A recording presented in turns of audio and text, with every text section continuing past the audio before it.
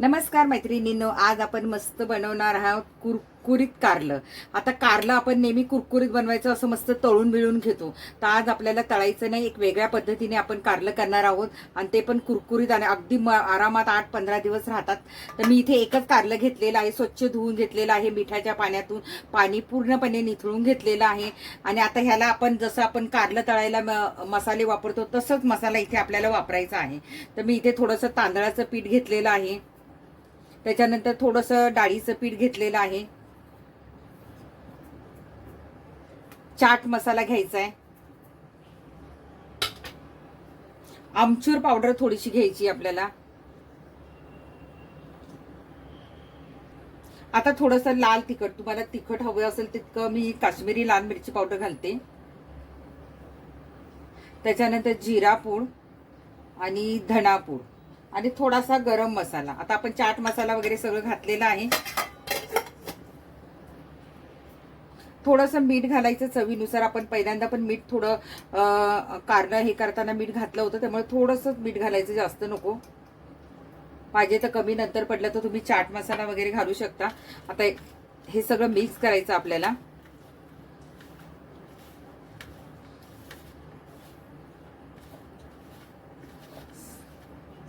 आता काय करायचं, याला थोडंसं आपण तेल लावायचं आहे आणि नंतर पण आपण करतेवेळी जर गरज लागली तरच आपण तेल घालायचं आहे. हे बघा, थोडंसं मी तेल घातलेलं आहे मसाला व्यवस्थित लागण्यासाठी. आणि हे आपण मस्त एअर फ्रायर मध्ये करणार आहोत, त्यामुळे तळायची गरज नाही. जे लोक डाएट करतात त्यांच्यासाठी अगदी मस्त आहे. हे छान असे कुरकुरीत वरण भाताबरोबर चपातीबरोबर छान लागतात. आणि तुम्ही मस्तपैकी बरणीत भरून ठेवले ना तर मस्त 8-15 दिवस राहतात. हे छान आपण आता मिक्स केलेलं आहे. अगदी तुम्हाला कोरडं कोरडं वाटलं तर थोडासा पाण्याचा हात लावायचा. बघा, आता सगळ्या बाजूने आपला मसाला व्यवस्थित लागला गेला पाहिजे. मीठ पाहिजे तर तुम्ही चेक करू शकता. आता हे काय करायचं, आता पुढची कृती आपण करूया.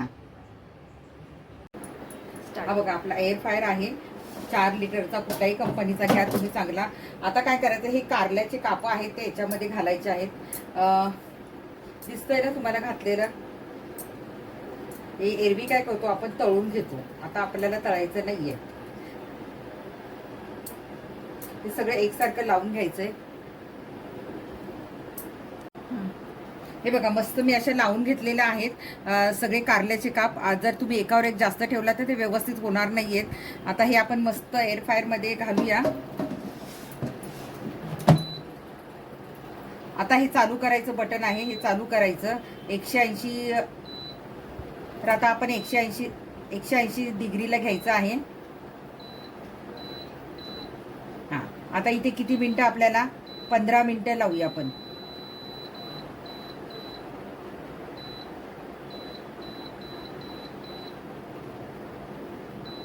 15 मिनिटं आपण चालू केलेलं आहे. 15 मिनिटाच्या मध्ये आपण एकदा खोलून बघायचं आहे की आपलं कारलं व्यवस्थित झालेलं आहे की नाही. आता चालू झालेलं आहे बघा. आता 1च मिनिट राहिलेला आहे आणि आता त्याचा आवाज होईल शिट्टीचा. मग शिट्टीचा आवाज झाला की आपल्याला एअर फ्रायर तो आपोआप ऑटोमॅटिक बंद होतो. आणि महत्त्वाची काळजी घ्यायची की हा भिंतीपासून पुढे घ्यायचा, भिंतीला खेटून ठेवायचा नाही, कारण पाठीमागून तो खूप गरम होतो. हे बघा, बेलचा आवाज आलेला आहे. आता तो बंद होणार ऑटोमॅटिक.